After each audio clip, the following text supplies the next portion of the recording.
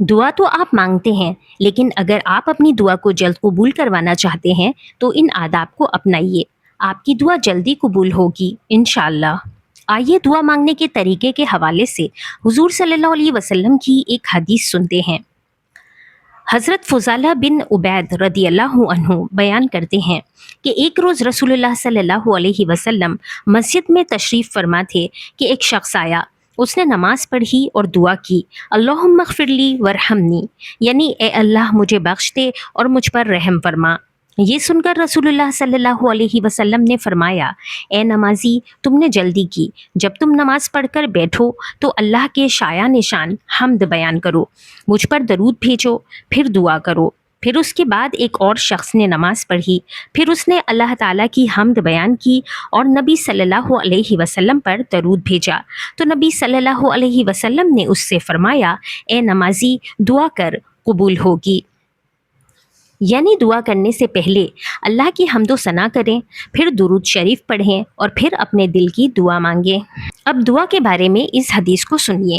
حضرت بریرہ رضی اللہ عنہ فرماتے ہیں کہ رسول اللہ صلی اللہ علیہ وسلم نے ایک آدمی کو ان الفاظ سے دعا کرتے ہوئے سنا کہ اللہ، میں تجھ سے سوال کرتا ہوں کیونکہ میں گواہی دیتا ہوں کہ آپ اللہ ہیں، آپ یکتا اور بے نیاز ہیں، آپ کے سوا کوئی معبود نہیں، جس کی اولاد ہے نہ والدین اور نہ کوئی اس کا ہمسر ہے۔ یعنی عربی میں یہ دعا اس طرح ہے، اللہم انی اسألک بانی اشہد انک انت اللہ لا الہ الا انت الاحد الصمد الذی لم یلد ولم یولد ولم یکن لہ کفوا احد۔ یہ سن کر رسول اللہ صلی اللہ علیہ وسلم نے فرمایا، تم نے اللہ تعالیٰ سے اس کے ایسے نام سے سوال کیا ہے کہ جب اس سے اس نام کے ساتھ سوال کیا جائے تو وہ عطا کرتا ہے، اور جب اس نام کے ذریعے سے دعا کی جائے تو وہ قبول کرتا ہے۔ اب آئیے دعا کے آداب جان لیتے ہیں۔ قبولیت کا یقین۔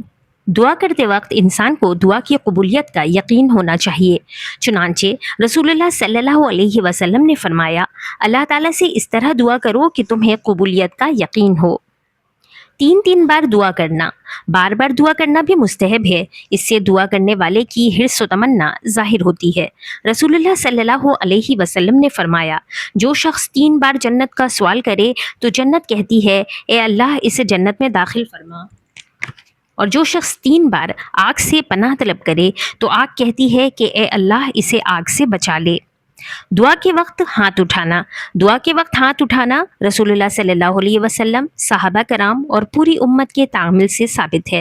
رسول اللہ صلی اللہ علیہ وسلم نے فرمایا، تمہارا پروردگار یقیناً سخاوت کرنے والا اور حیا کرنے والا ہے، جب بندہ اس کے حضور ہاتھ اٹھاتا ہے تو اسے حیا آتی ہے کہ انہیں خالی لوٹائے۔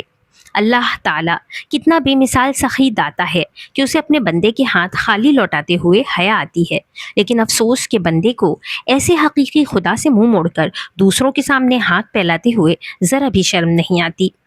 دعا شروع کرنے سے پہلے اپنے گناہوں کا اقرار اور گناہ پر شرمندہ ہونا چاہیے۔